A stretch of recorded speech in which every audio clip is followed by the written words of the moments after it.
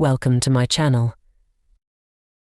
Today I'm going to reveal the most common mistakes people make when writing an ATS-friendly resume. Let's get started. 1. Overusing graphics and images. Complex visuals confuse ATS systems and may be ignored entirely, potentially causing you to lose valuable content and keywords. 2. Submitting incorrect file formats. Some ATS struggle with non-standard formats. 3. Using text boxes or tables excessively. Many ATS have difficulty passing information in text boxes or tables, potentially missing crucial details about your qualifications. 4.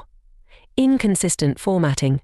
Varying fonts, sizes or styles throughout the document can confuse ATS systems and make your resume appear unprofessional to human reviewers. 5. Keyword stuffing.